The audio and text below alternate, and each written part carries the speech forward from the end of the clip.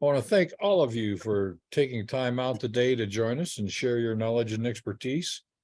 It helps a lot of us get a little better at what we do each day. So Rick has asked to go first because he's got to run off and go do something else, help out Dean. So we're going to talk today about how you get those great quality pictures of your work that you've done. So Rick, you want to get us started? Sure, I'd be glad to. First of all, Jay is the resident expert when it comes to photography, and his equipment and all is quite sophisticated. But I wanted something that I could keep in my shop to just take pictures of things quickly. I'm going to reverse the camera here and show you what I came up with. This is a big $35 expenditure from Amazon, and I think it's kind of slick, actually. So there we go. I'm going to swing the camera around. This is a little photo booth. I don't know how well you can see it, but I'll come around to the side. It's just a box.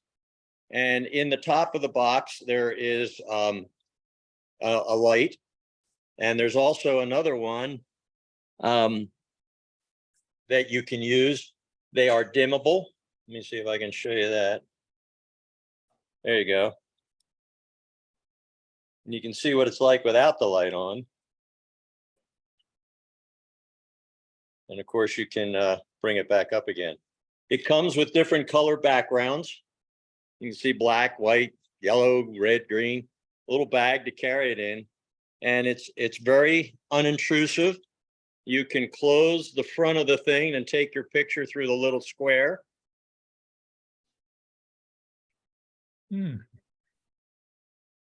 So it's very compact, it's very easy to use, and it's very inexpensive. So if anybody's just looking for something to take some quick photos with, this is not a bad option. And I use it so frequently that anybody that wants to borrow it's more than welcome.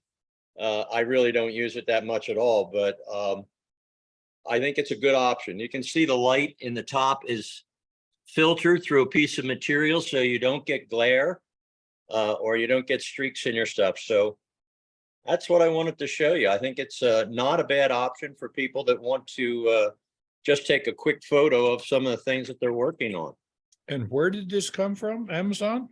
Amazon. Yeah, I can get you the link. I just looked it up again this morning.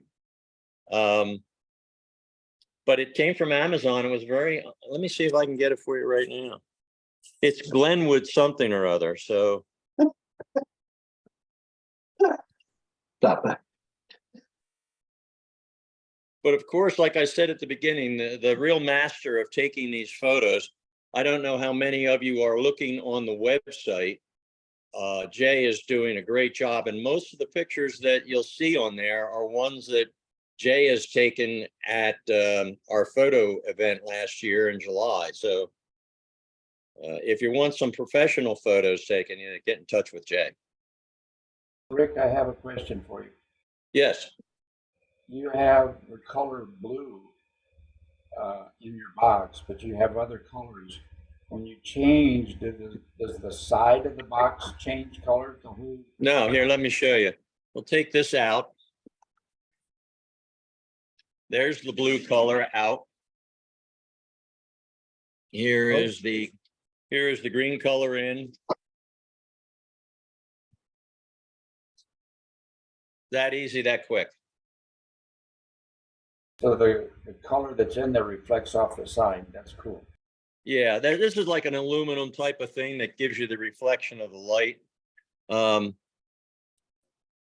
That's just a smaller light that goes along the front. And actually, this flap, if you see, it's supposed to be down. I left it up to show you the light filtration, but you can see that it lights it a little differently that way. And this is just the top light.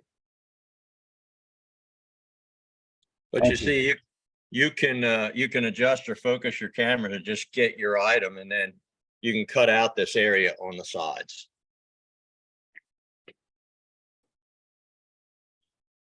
Okay, that's it. Rick, I have a question for you. Sure. Does that box collapse or do you have to store it as that box completely, No, let me. find a let me space just- to store? No, that's a good question, Ken. Really what you do here is it's all Velcro. Let me turn that camera around so you can see what I'm doing. There we go. It's all Velcro. So you just take it, pull these apart, take this out of here. And then these just fold in. And it, this comes up, down like that. And it folds up like a little notebook, Ken. That's all there nice. is. And then they give you this little bag to put it in, so you can keep it all together. It's quite handy, actually. It's powered by those lights are powered by a little USB power supply.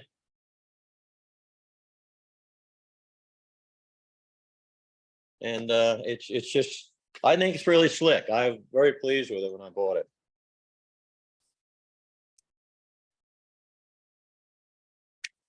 I think that's a very nice one, Rick. I think you came across something really good. So can you share the link for where you got that with all of us? Yeah, I will. I guess I can just copy that and send it to you, Bruce. Yes, that would work. All right, great. I'll do that. Rick, what's the brand name again? That may be a problem. Let me see. Oh, okay. Oh, Well, hold on. Here it is. Imagine that. They put it on their box. They didn't have to put the web address on the box too, did they? That would have been way too easy, Bruce. There it is. Glendon 16 by 12 portable product photography light box. That's just some of the features that it has across the bottom. But yeah, I will get you the link. It came from, I got it from Amazon and it was here in a day.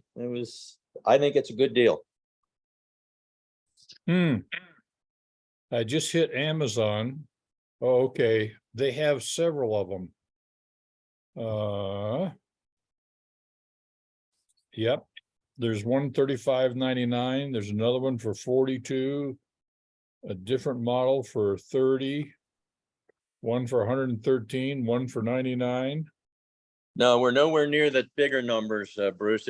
It's Glendon 16 by 12 portable product photography light box. Hold on. $42.99 now. 30, what is it, 42? $42.99. That doesn't surprise me that the price has gone up on it. But if you buy a 12 by 12, you can get it for $35.99. Yeah, I thought the a little larger size was better because of the size of the bowls. That's why I went with a 16 by 12. Cool. Yeah, so Yeah, go into Amazon, put in Glendan, Glendan. It comes up portable light box, and you can pick and choose the size you so desire.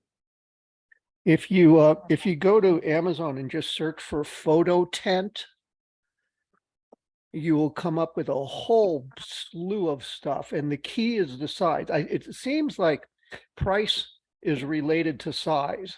So considering that, how big a bowls or what is it you want to photograph, there's some examples of photographing a dog, pretty good size, pretty good size articles that they're photographing. But the search for photo tent, you'll see a lot of different names. It seems like some of these Chinese companies, they change the names of their products or their companies frequently.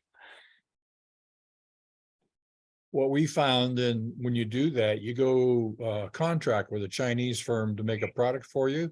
They do very good. They ship it to you during the day. On second shift, they put a different name on it, and then they sell it themselves. Nobody said they were stupid. Yeah.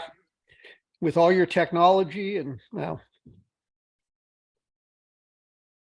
I had a friend when I was in China that took the Chinese to court. He knew he wasn't going to win, but he took them to court anyhow, went and testified before the judge. He says, these people are ripping it off and selling it at a lower price than I am. And the judge looked at him square in the face and said, so why don't you just buy it from them? That'll be Yeah. $50. Thank you.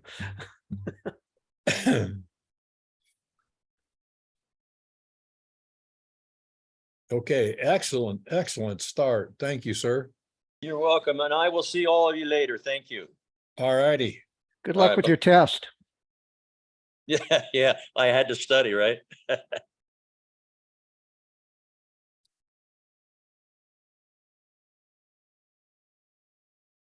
Okay, Dick Kelly, I see you have joined us.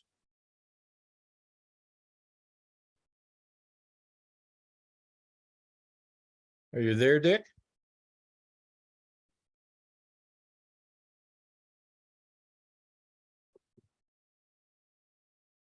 Unresponsive.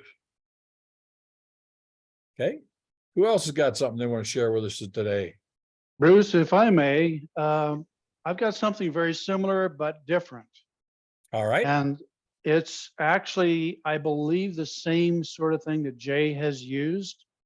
It's open behind me here. I'm not sure if you can see it very well.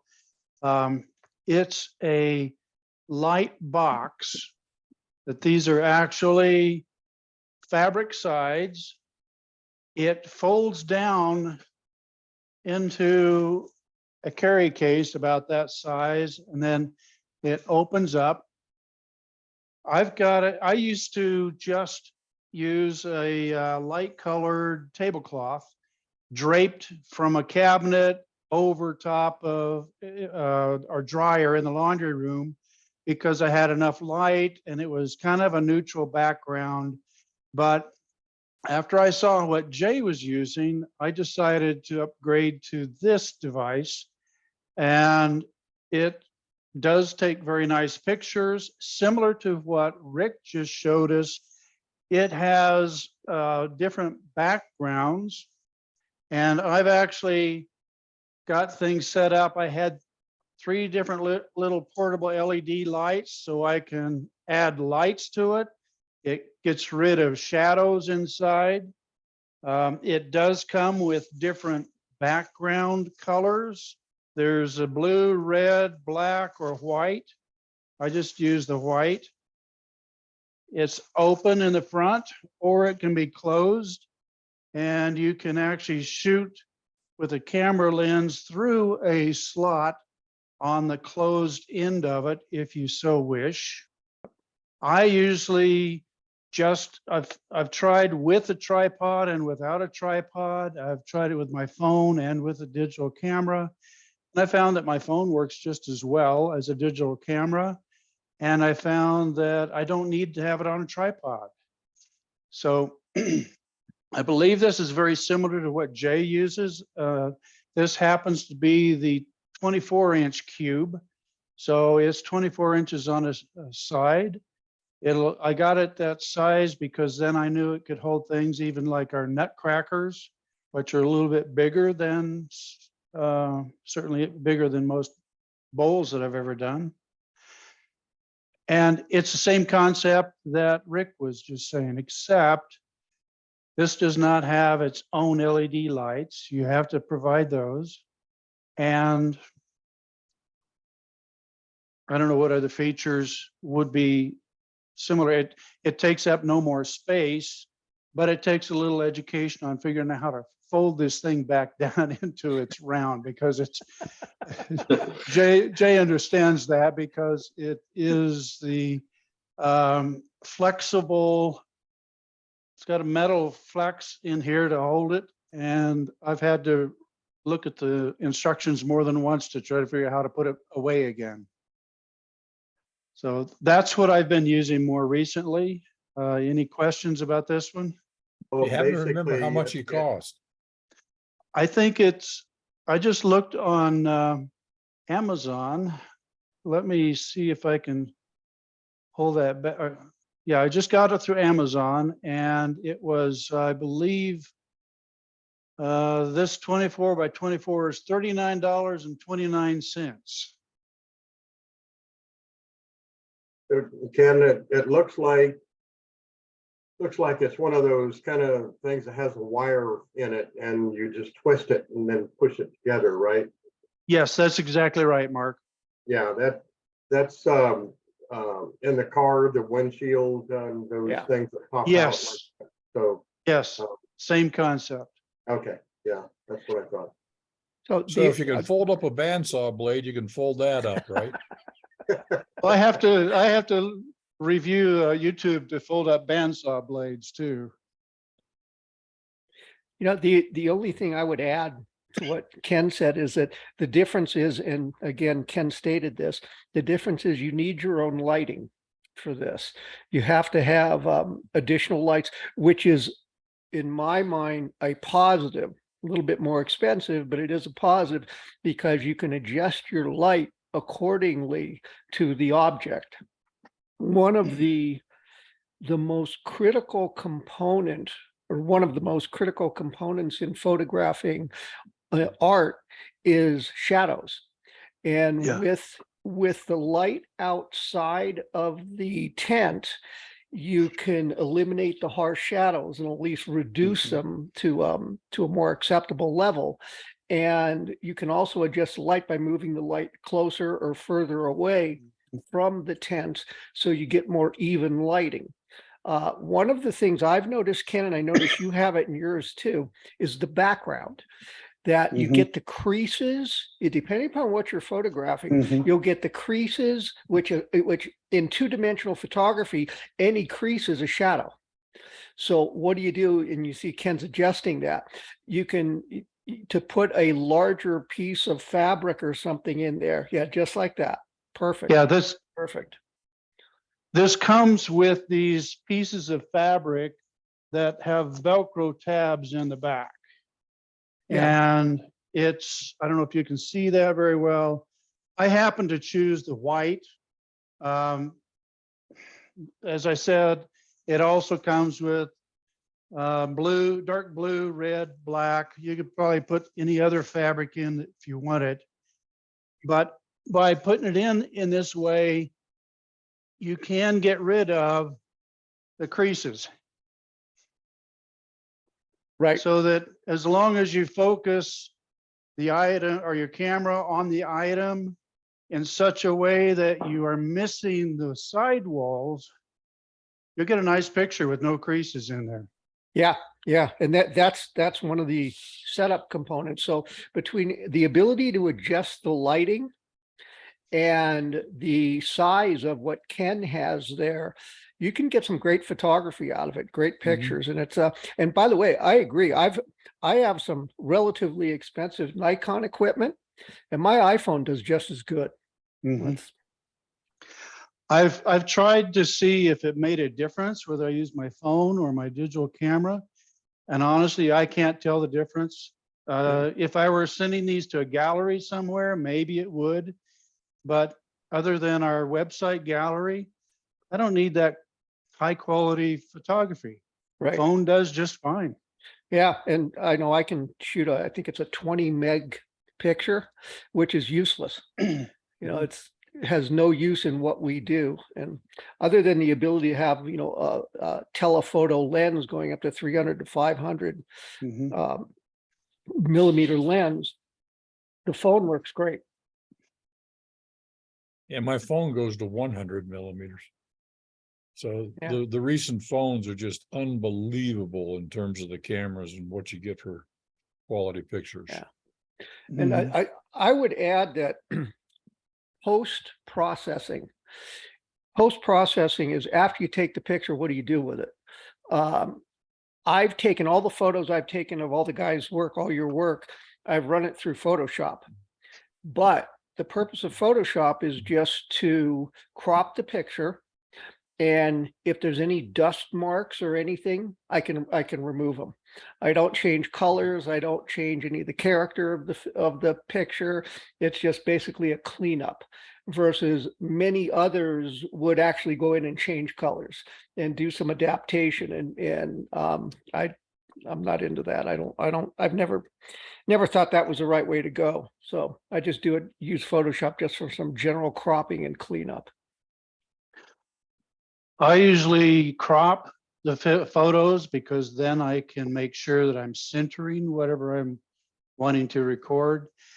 Like Jay, I've used Photoshop to clean up pictures, but early on I learned that you want to be really careful adjusting colors, because it may look great on your computer. Go to print it out and you may have screwed everything up so much that you get very unrealistic colors. So I try to stay away, like Jay, I try to stay away from adjusting colors. I can't remember what's there is one adjustment, and I can't recall what it is. Maybe you can help me, Jay, where you've got a scale of, I want to say gamma. I forget what the term is, but that's one thing that I will adjust on occasion if it looks like I need to, because it takes care of the entire picture and it helps to adjust contrast as well as colors. Other than that, well, don't try to make it more blue or more red or Yeah. something, because it will screw it up. Yeah, there's a color replacer tool that is just, you'll end up with a green sky and a purple foreground, and just it's crazy. So, but other than that, a little contrast, a little brightness, or changing the U and the RGB values, that's getting a little too my background, I had I learned photojournalism from a guy who said, be careful that you never lie with a camera. And it's very easy to lie with a camera. And I always viewed changing too much, you can cross the line into lying, where something, if somebody looks at a bowl and looks at the picture, they should be able to say, yeah, that's it, versus what happened to it. So a little bit of a difference. Yeah, I've in fact used Photoshop to create a picture that did not exist. I was trying to put together a family tree of photos of our family members with a facial shot. All I could find for one of my nephews was a very small snapshot with him with a ball cap on. It didn't work with a ball cap where I was trying to use it. So I erased all the ball cap, put hair back on him, did a few other cleanup things, stuck him in the picture, and unless you looked closely at it, you'd never know that I'd touched that photo. And that proved to me that you can't trust a photograph anymore. Yeah. There's so many things that you could do beyond that. That was with my very amateur skills. Yeah. And now with AI adjustments, who knows? Yeah, and I'm with you. It's a slippery slope when you start changing photographs to where, just sticking to what we do, taking a picture of a bowl or something that we've turned, you could make it something that didn't even exist, and that's it's not something I'm into. No. Very good. Any other questions for Ken?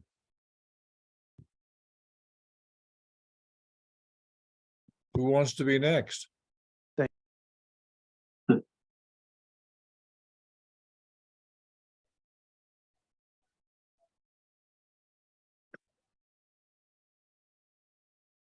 Spence, you've got a setup, right? Yeah, I do. It's those commercial setups. It's it's similar to Ken's. It's a little bigger, and it came with its own lighting. The issue I've always found is not only the shadows, but the glare that you get inherently in any photograph that you take. And it's a real challenge to minimize it. You can't eliminate it, but you can minimize it. And I agree with Jay. It's you have a lot more flexibility if the lights are independent from the light box itself. I tried all the different backgrounds that came with the unit, and I didn't like any of them. So my professional life, I did some photography, and there's a material out there called photo gray. Right. It's a neutral background that is gray, but kind of a Well, in a minute, I'll go find a piece of it, but it minimizes shadowing, and I don't know whether it helps with glare, but it gives you a nice neutral background. And if you have a neutral background, the attention is drawn directly to the object that you're shooting. If you have anything else other than a neutral background, the eye automatically goes to that before it goes to the principle of the picture. But you know what? I have a digital camera and a setup and everything, but I've also found that the quality of the pixels coming out of my iPhone are at least as good, if not better, than my digital camera. Hey, Spence, you ever use a polarizing filter? Yes, yes. And I didn't like the result. Yes, it did eliminate most of the reflections, but it also tended to dim the colors, just dim the whole picture. But Yeah, I noticed the same thing. It mutes the colors, but eliminates a good percentage of the glare. yeah, Yeah. but Vince, you mentioned glare. my iPhone doesn't have a polarizing filter, so I'm kind of stuck.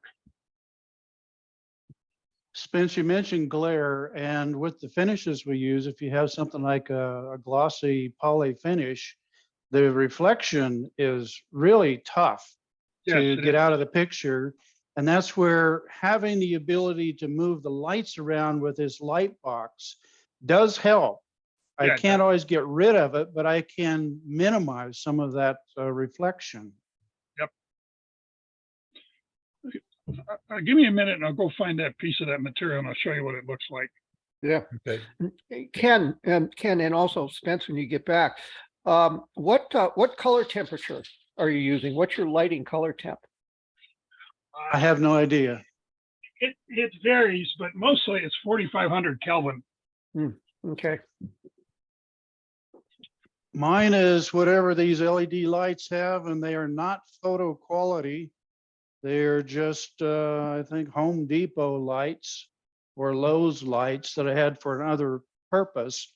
But I would say it's closer to the blue end of the spectrum. So that's what, closer to Yeah. 5,000.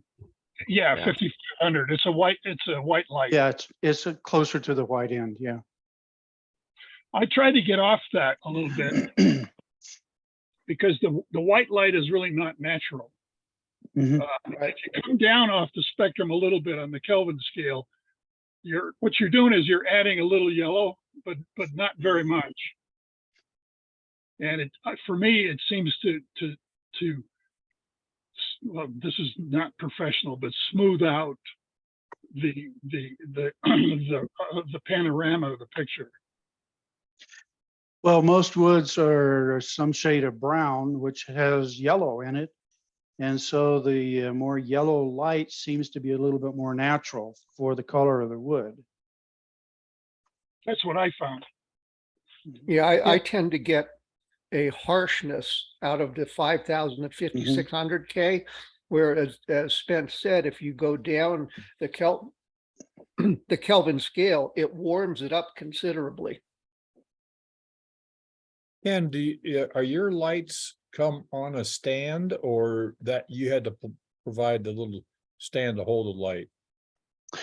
My lights, I have a Oh, my okay. tripod set up here. I have across the top just a piece of wood that's sticking out from underneath some magazines up there. On the other side, I've got it attached to my 3D printer. There's not a dedicated stand for my particular lights. It's just whatever I had available at the time. And Gotcha. it seemed to work once, so I repeat it. Here's that material. The overhead light to me is 5,500 Kelvin. This is the material.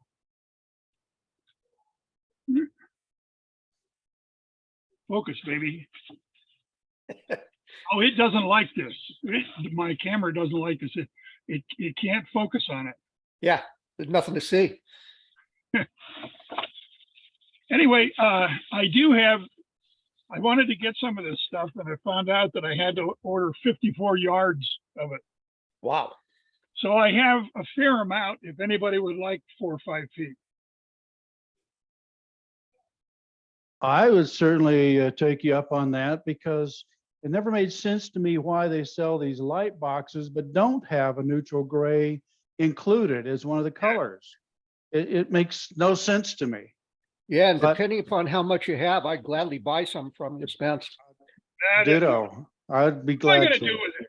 I got a piece here that I've had for the last, I don't know, whenever I bought it, and I don't even remember when I bought it. And this is what I use. And I got a 54-inch roll about this big. Jeez. Yeah, and for what we do, a couple square feet would probably do it. I tell you what, the next meeting I'll bring it, and you can have as much as you want. Great, thank you. Yes, thank you. I'd certainly take you up on that. And just out of curiosity, Spence and Ken, and anybody else that has their own standalone lighting, are you guys using incandescent or LEDs? Mine are LEDs. Same, Spence? Actually, I have 2 LEDs and 1 incandescent. Okay. I haven't tried it, but I would think if I would throw an incandescent into this, that brings out some of the lower Kelvin temperature, a little bit more of the yellow might get back to the browner colors that we were just discussing. I'll have Yeah. to see if I can do something like that on one of my photos. Mine are all, my stands and my lights are roughly 10 years old, and they're all incandescent. And I've been thinking about replacing them with LEDs, but I don't know enough about the LED spectrum and the technology in the realm of photography to actually make the switch intelligently. Well, Jay, I can tell you one thing that you will gain by going to the LEDs is getting rid of all of that excess heat. Yeah. Yeah. I was just looking them up on Amazon. I see some very interesting lights. Unfortunately, these are 5600K, but they're $35 for 2 stands with lights. Not bad. It's not that expensive. Jay, what size cube do you have? It seems to me it's smaller than this size that I have. I have 3, Hmm. and my largest one is the same as yours. Okay. But for doing some small things, I did a lot of photography of jewelry, diamonds and jewelry and stones in that. And for that, I have a small, I think it's like a 12 by 12. And it works great for that. Just set up a whole bunch of lights around it. And that's where the sparkles and reflections are wanted. You want that, but not in wood turning. Well, if I I've remember got right, when one I of was the- looking for this one, this is a 2 foot by 2 foot cube. Yeah. They do have a 3 foot by 3 foot. If you're looking at really big items, I just didn't see a need for that. I can Is get that my what whole you have, lathe in Spence? that one. Just about. Yeah. Spence, you said yours is a 3 foot cube? Yeah. Okay. And there's a disadvantage with that. Think about setting it up. I got to put a whole table out. I got to clear off the dining room table, and I've got a usable area like 4 feet square. But mine comes with individual lights on tripods, so I still need a fairly large area so I can move them around. Yep. I think if I were to do it again, that one that Rick had looked pretty slick. And what I saw in Rick agree. Spence is that the lighting that's embedded in the top of what Rick has, if I remember it correctly, you can adjust the color temperature of the lights. So I didn't it's actually quite useful. He said it dimmed, and which would assume that you would change the color temperature if Right. you dim it. Right. Yeah, I remember when he showed that to me, I thought this is really slick. For the money, it's well worth it. Well, the Yeah, thing I like about Rick's box is it's collapsible, fairly small, and it'd be easy to just keep that in the shop. And it you can handy. borrow it. yeah, that's the problem with mine. I can't do that. I can't either. Yeah, I'm in the same position as you, Spence, where I have to, I set up, a slew of items because if I'm going to go to the effort of cleaning off the table and setting up the lights and the box and everything, it's a fair amount of effort to do just one item. Mhm. Change the subject for a minute. I do have a question. And the question has to do with size. I was doing some work some time ago and size seemed to be significant. So I ended up putting comparison things in the frame to show the size.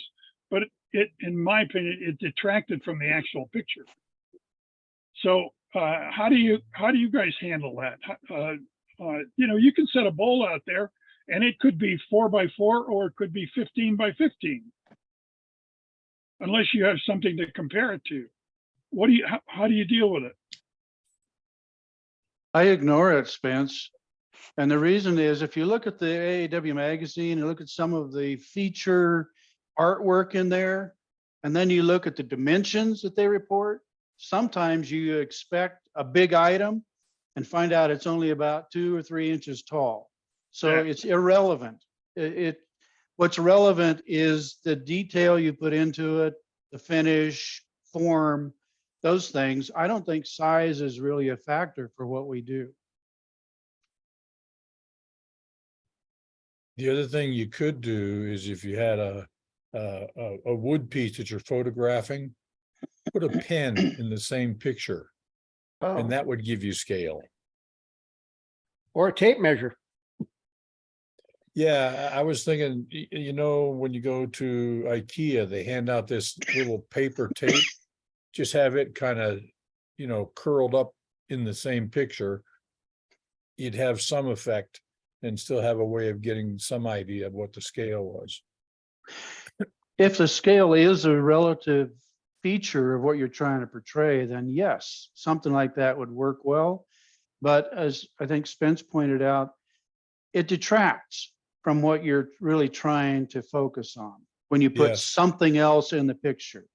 So it's a judgment call on your part, depends on what you're trying to portray. If you want to portray the size, for example, our nutcrackers, size is a factor on those because those are 15 inches tall. But my bowls, who cares how big they are? I was just looking at some of my photographs on my photo sharing site. And I've got 2.5, 3-inch bowls and 9.5, 10-inch bowls next to each other. And in the photographs, you can't tell the difference.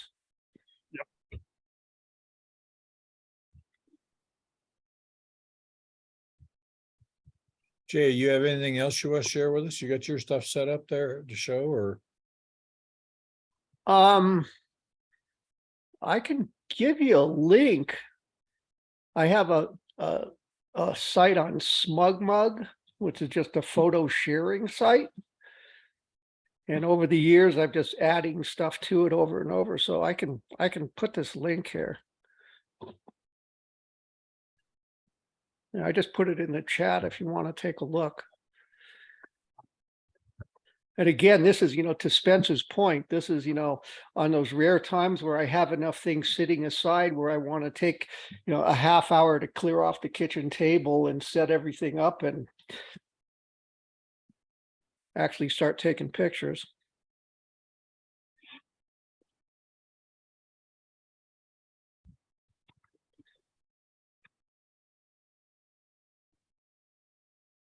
There it is. For those of you that are watching, if you can't pick up the chat, it's https:// handmade, all one word, .smugmug.com.bows-and-. platters, / I got all that. Good. Repeat it back, Spence. Oh, And that's just one of the, SmugMug is just a photo sharing site, and it doesn't do anything other than that. But bowls, platters, and cutting boards is just one of the galleries. I've got other galleries in there for other turnings and garbage. And you'll see all the pens in there, and you'll understand why I haven't turned a pen in 5 years and have no desire to turn another pen.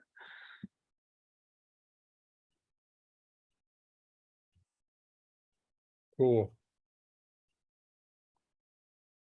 But if you go down to the bottom of that page, there's a red oak, blue and white bowl third from the right. I don't know how your screen's going to display it.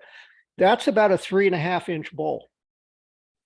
The one next to it, the green and blue ones next to it, those are 9.5-inch bowls, and you can't tell the difference.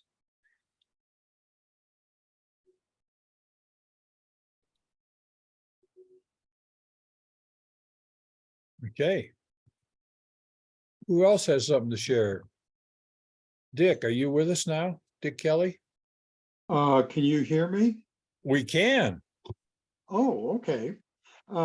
Yeah, my computer isn't working, so I'm doing this for the first time on my smartphone, and I'm not quite sure at all what's working. Okay, there's the photo that I sent through. That's set up in a guest room that I rarely use, and it's similar to Ken's. This one is a 19-inch square photo cube that folds out. In the back, I have a 18-inch by 36-inch sheet of gradient paper that goes from black to white.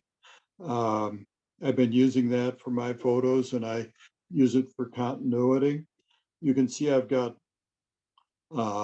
photo flood bulbs, but I've got those handyman aluminum reflectors that just clamp onto whatever's handy to clamp them onto.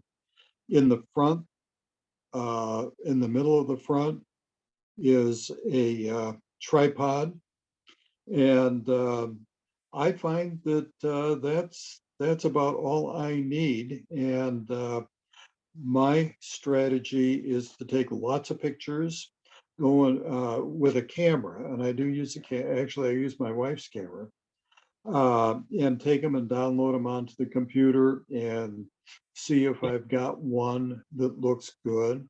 And if I don't, I go back and I take more pictures. And eventually I get something I want.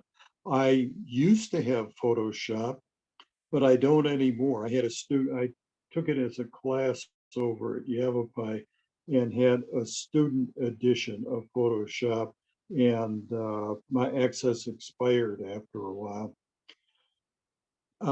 So I just use probably the Windows tools, and it's just a straightening function and a crop function so that I can get what I want. And so my setup isn't different from a lot of people's. I've got that $36 set of lights on stands that Jay had mentioned. I've got that over in Arizona, and I like that just fine. And the only other thing I'd like to say is that I was chatting recently with Doc Green, the guy who wrote and photographed the book about jigs and fixtures. And he did all of his own photography on that.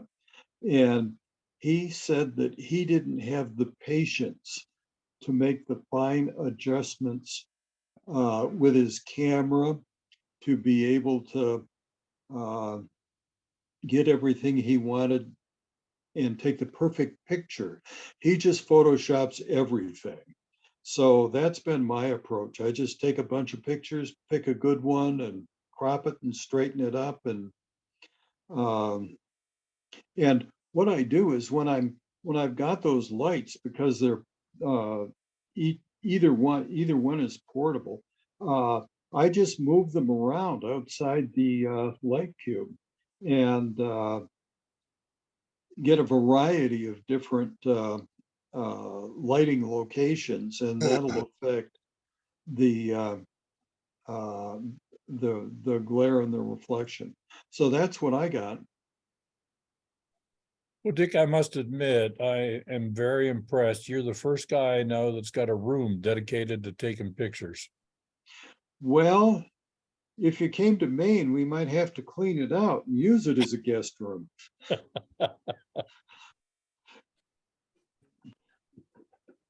Dick, I'm glad you're sharing that picture because I think that points out some features of the light box like this that's very good. If you pay attention to the shadows, they're soft and subdued. They're there, which gives you a sense that it's a 3D object, but they're not real sharp shadows because you've got at least two different directions of light lighting up that object.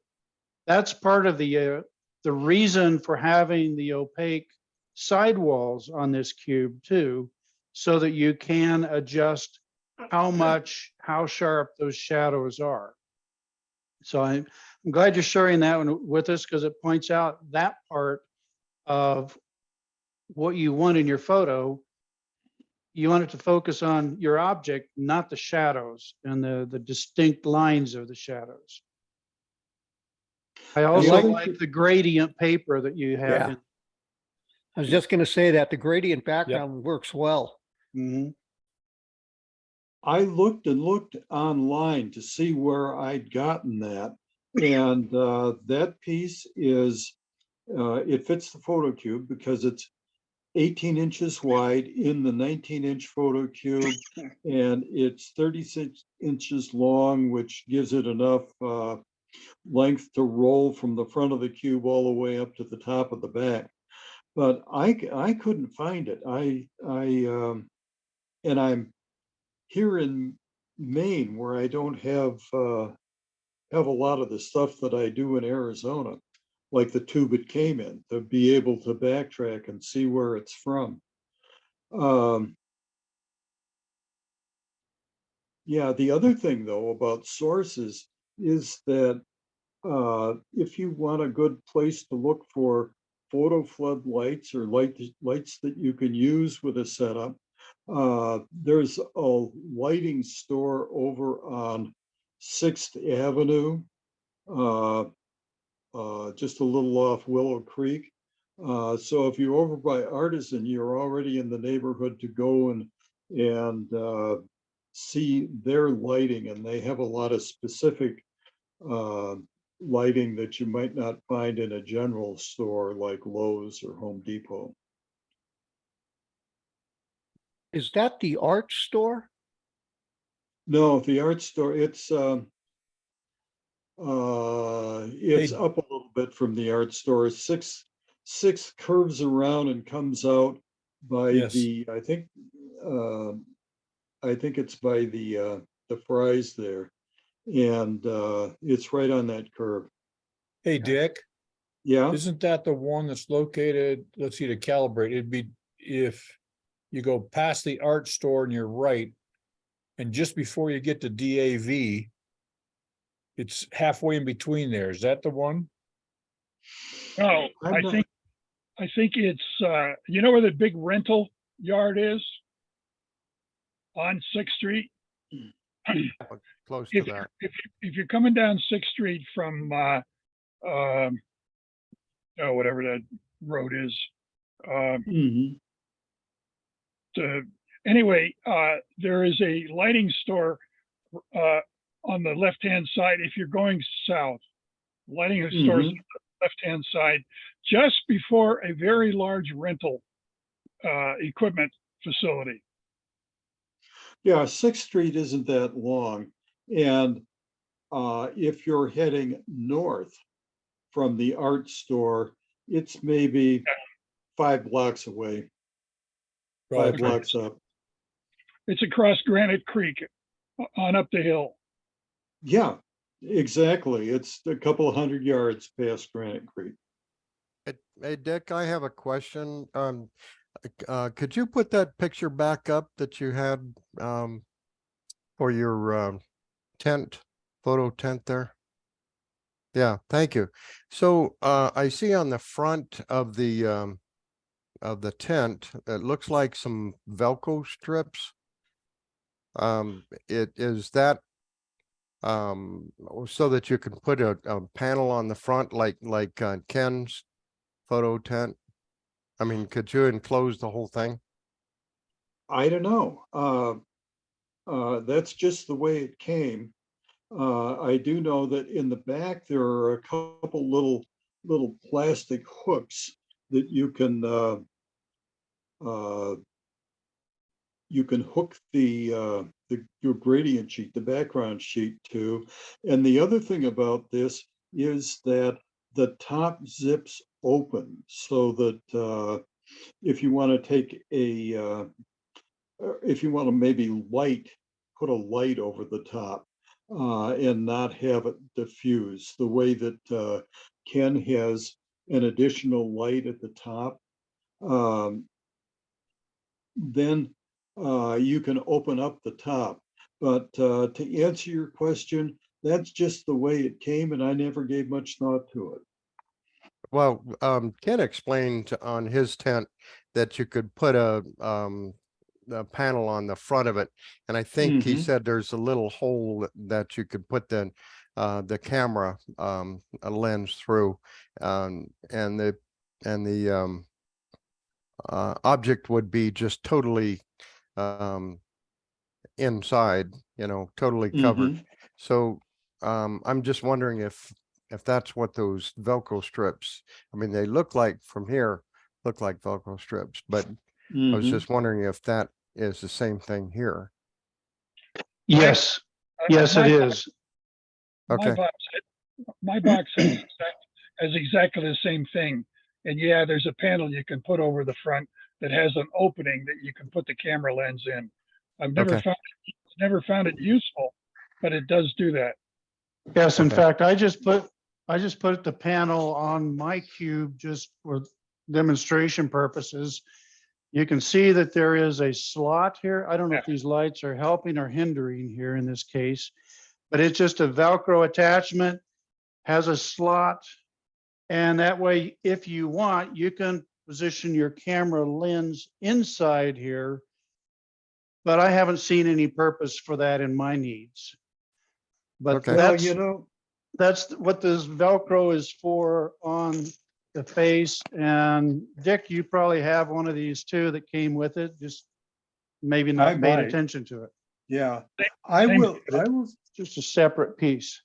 yeah, I will say that I think that's a really interesting addition. So many times when you see a high gloss piece, you realize that what you're looking at is the reflection of the person taking the picture.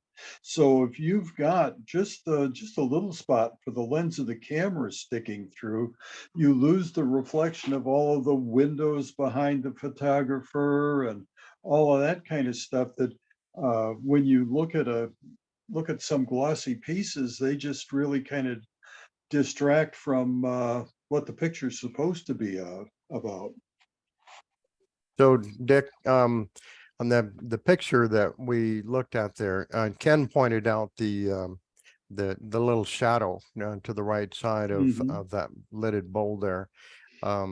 So if you adjust the light on the right side just a little bit, maybe down, maybe that shadow would go away. Is that a correct assumption? Uh, I'm not sure. I look for the shadows. Actually, I look to balance them from both sides in the photos that I choose. Okay. In general, Mark, you just have to play with the lights to see if it gives you the view you want. If you want the shadows or want them to go away, you can reposition the lights to do that. Yeah. Just to a certain degree. You never get rid of them completely. Yeah, the goal is, like Spence said, to soften them. Because in real life, shadows are there. You just don't want them harsh and overwhelming. Now, I just looked at mine. I don't know if you guys can see this. I think we all Mhm. have the exact same model. Because this has the Velcro on the front and all that too. But I have another one that I use for jewelry photography. And it has that opening, that slot on the top. And it's more of a tent coming down. So you're shooting straight down onto the piece. And it's got a metal ring on the top that your camera fits right into. So it'll stabilize the camera looking straight down onto the object. And that with a macro lens did some really excellent jewelry photography. Doesn't do much for bowls, but for smaller objects, it worked real well. And for what it's worth, one of the advantages of these cubes is you can reorient it. You could put that slot on the very top of this cube with the opening facing the top. Right. It just depends on what you're doing. And yes, if you have something very shiny, like you've got a mirror or you have some polished metal or something, oftentimes it can reflect the background and you don't want that. So that's what this other slotted sheet is for, is to minimize or eliminate any of that reflection of the background. But you still end up with having to jockey with the lights. Even the camera poking through there can be shown in the picture in the background. So you have to play with it. I play not only with the lights, but also with the camera position up and down. And I do that just by cranking the tripod up or down. And as I say, I take a variety of pictures just to look for one that seems to be the best. Because it's hard to get a good two-dimensional image of a three-dimensional object.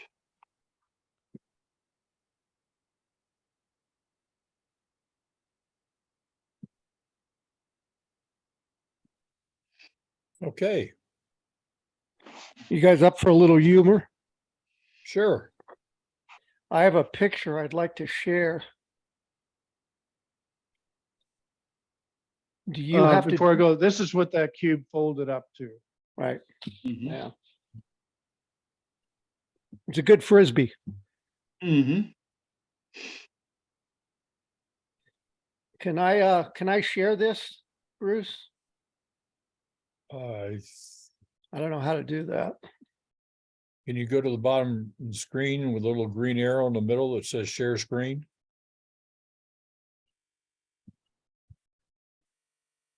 Jay has started screen sharing. There we go. Has nothing to do with wood turning, but photography.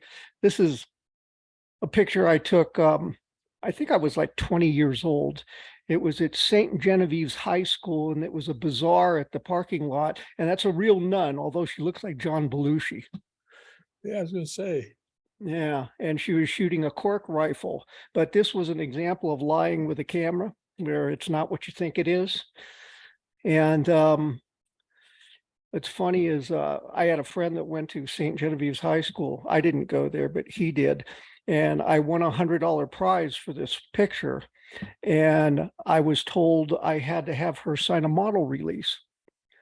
And so I went to the high school and I showed her the picture. And my friend just laughed. He said, "There's no way." There's no way. And she refused to sign it. So to this day, I never received anything because the nun refused to sign the model release. So Interesting. that's it for today.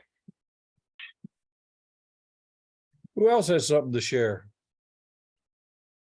Well, I will tell you verbally what I do, which is not very much, when I'm taking pictures of my work.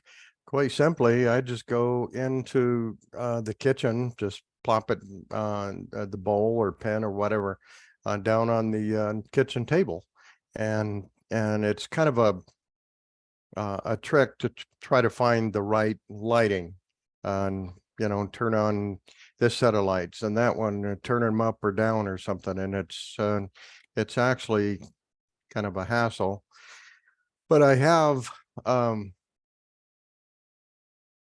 started using some velvet. I have some black velvet that I bought for a project. And like Spence, when you buy, you want just a little square, maybe 6-inch square piece of velvet. You go to the fabric store and you have to buy a minimum of, I think, 3 or 4 yards.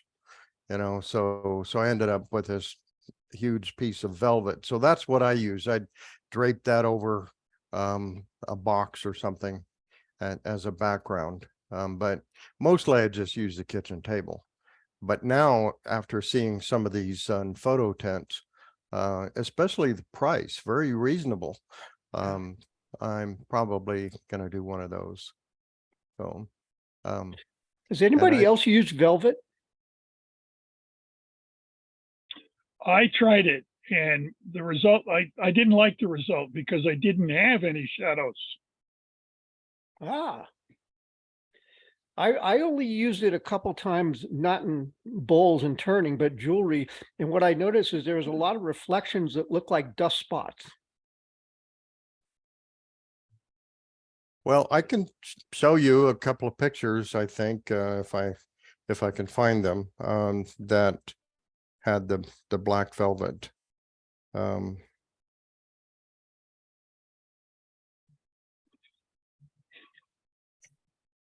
Let's see if I can bring it up here. This is a Christmas ornament that I turned. And I don't know if it's going to show up Oh, very good. yeah. And that, like Jay pointed out, you might have some little sparklies in there, but you also have to make sure any kind of dust or lint or something really shows up big time. So you have to have that velvet completely clean. So, and then there's, I think, another one. If I was better prepared, I would have them available to share my screen, but yeah, anyway, oh, here's another one. Well, wait a minute.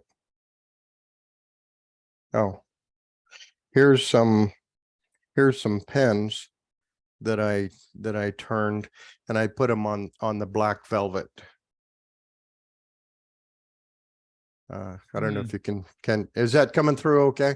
Yes, it is. We can see the ripples and the velvet and the light spots and darks and So that's my makeshift method of trying to take a picture, but I certainly like what I've seen here today. All of the examples that people were sharing, so I learned quite a bit. I'm with Mark. I've learned quite a bit, and I can go one lower than Mark. My photo booth is to take a pillowcase, take a box that I brought stuff home from Costco in, drape the pillowcase over the edge of the box and let it come down with a nice gentle curve. And then I have these IKEA lights, a couple of them, I put on each side, and my cell phone, and that's how I've taken my pictures. So what I've learned today, I can definitely take a major step up. Thank you all. Well, what I like is the price. I was just very surprised that $30-40 you can take some really good pictures, like the the setup that Ken and Dick have there, Spence, everybody, and Rick, that one that just folds up, that's for 30-40 bucks. You can take good pictures. I would like to just add, if, as everybody experiments with the photography, if you come up with something you like, something interesting, send me the pictures so I can get them up on the web. Send me in anything you're doing, even if you want to, talk about experimental, we can term it whatever you would like, but always want to get new photos, always want to get some of the group's work up on the website. So by all means, do send it to me.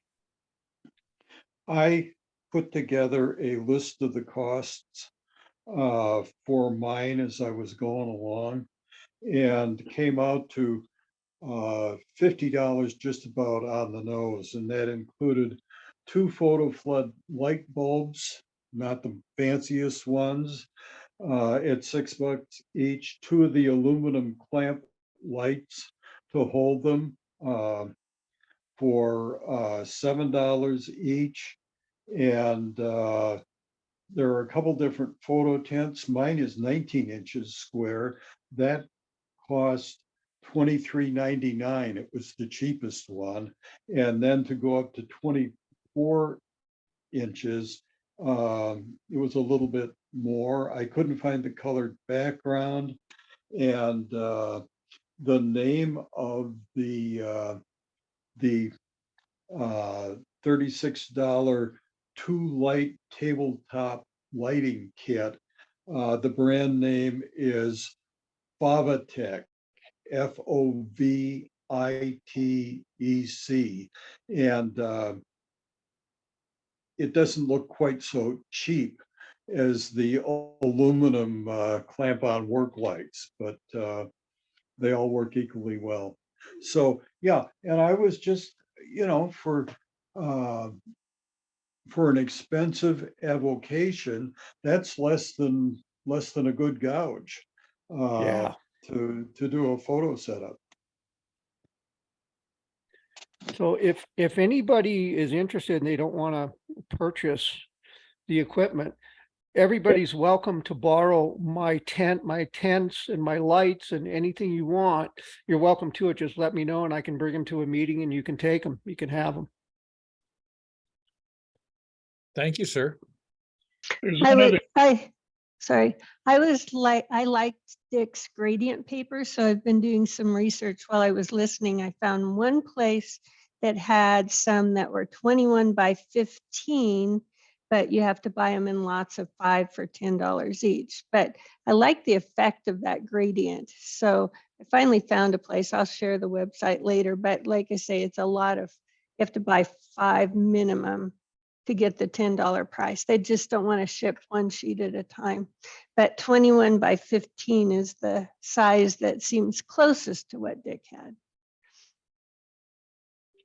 one other little piece of information. They're a little pricey, but you can buy full spectrum lights to go in your stands.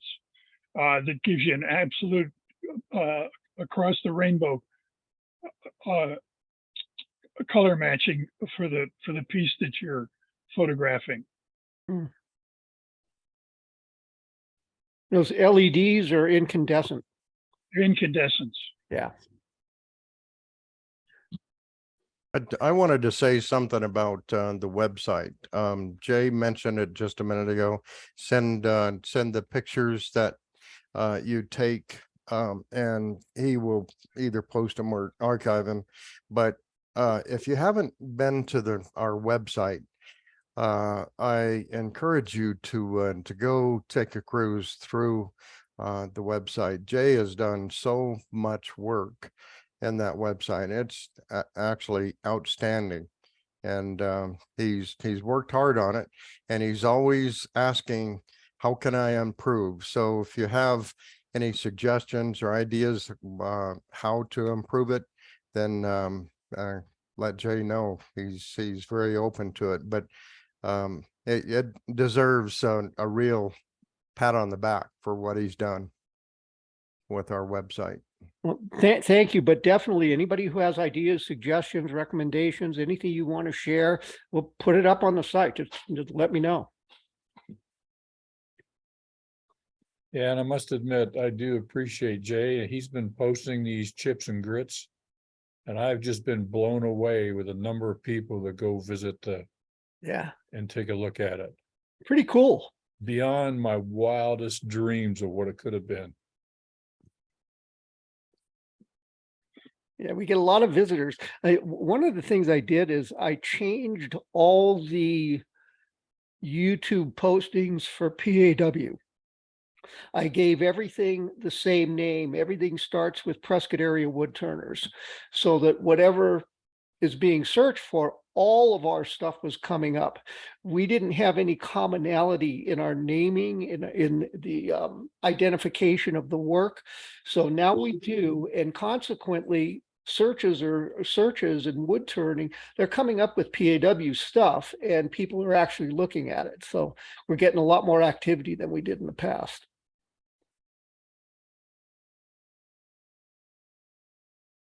Anybody else have anything to share? I was just gonna say, nice work, Jay. You're really doing an awesome job there with it. Thank you. I have a question about photographing our items.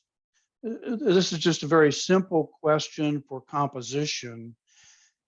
When photographing and setting up to photograph something like a bowl, do you always set it on the bottom of your, let's call it a cube, photo cube, or do you elevate that on top of something so that you're not sitting directly on the base?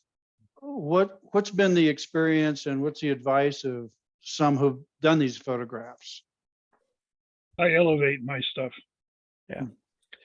I usually try to tip it up a little, elevate and tip it at a little bit of an angle, so you get a little different perspective of it. But you got to be careful with that, because if you're using a wide angle lens, you end up with an oval instead of a round. And Well, that's an interesting question, Ken, and I never thought about that, but sometimes you look at the bowl and you wonder, is there a footer on that or not, or what's the bottom portion, how is it rounded? So yeah, I never thought about that. I like Spence's idea to elevate it there. Spence, Yeah, what do you use to elevate it? It depends on the particular item, but I don't really stick it up very far. I just raise it off the bottom. And when I shoot it, the bottom of a bowl is important. And all my shots are such that I can see the full form of the bowl. you know, something I've seen that's a little bit different that I found interesting.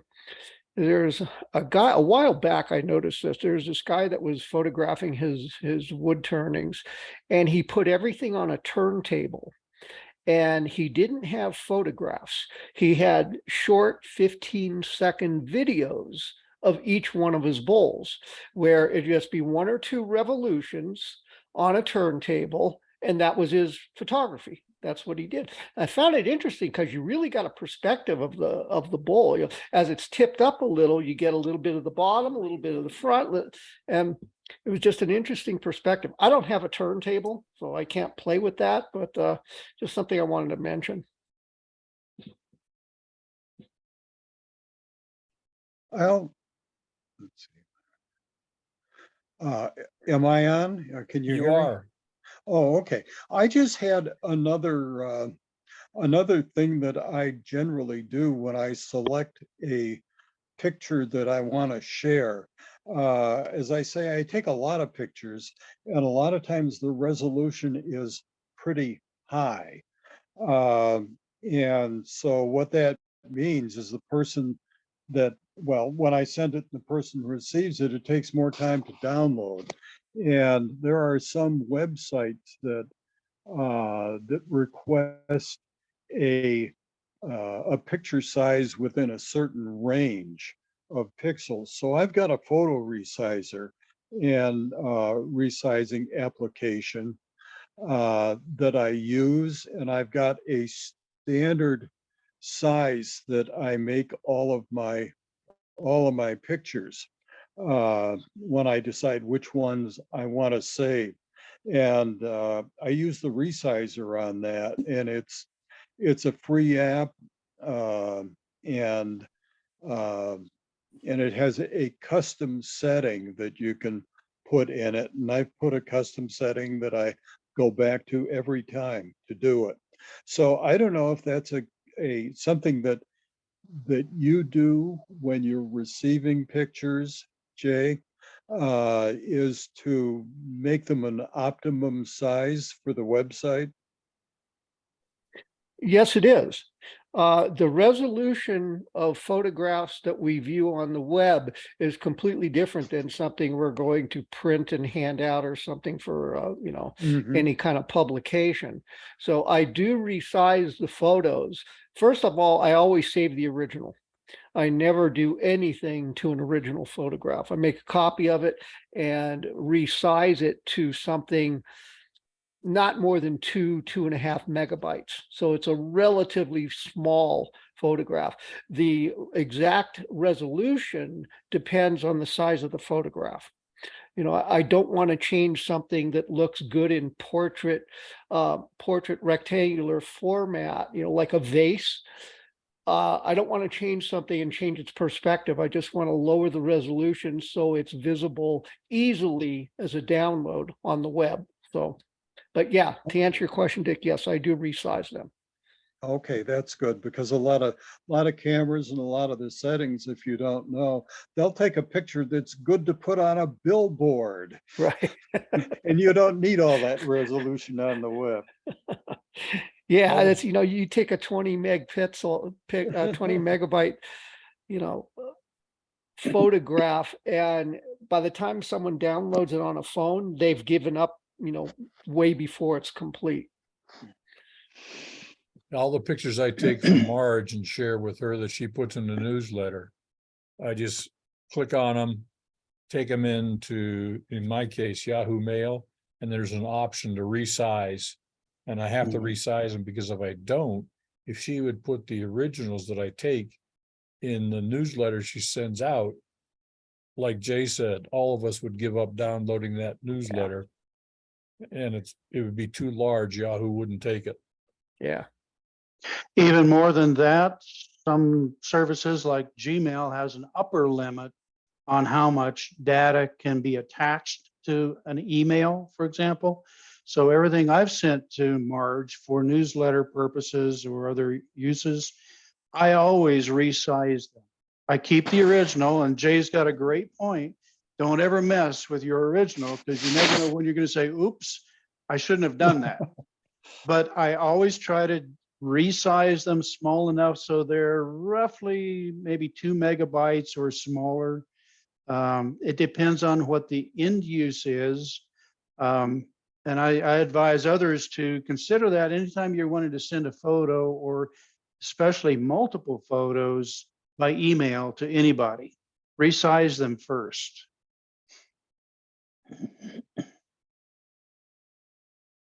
What else do we And have? by the way, on that note, yes, I have an app for that on my phone, but I also know that Windows has their photo software, and you can resize it just on your computer by using the Windows function. And it's very easy. Sometimes you have to search to find where it is, but it's there and it's free.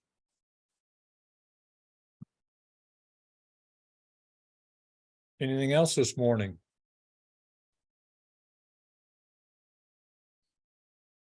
Well, we've gone an hour and a half. That's not bad. Not bad. And I want to thank all of you for sharing and getting us enlightened, and some of us very much educated. So with that, Well, Bruce, thank you before you all. go, I think it's important that everybody understands, even though we've shown these special photo cubes and stuff, you don't have to have that to take a picture. Just get the picture. Others can massage it if you don't know how, What's key is Yep. that you get the picture and share it with somebody. And it doesn't take all the fancy equipment. So start taking your pictures, send them to Jay. We'd like to see them. All righty. Anything else from anyone? Nothing. Thanks, Bruce. Good job. All right, have a good day, Thank you, everybody. Bruce. Appreciate it.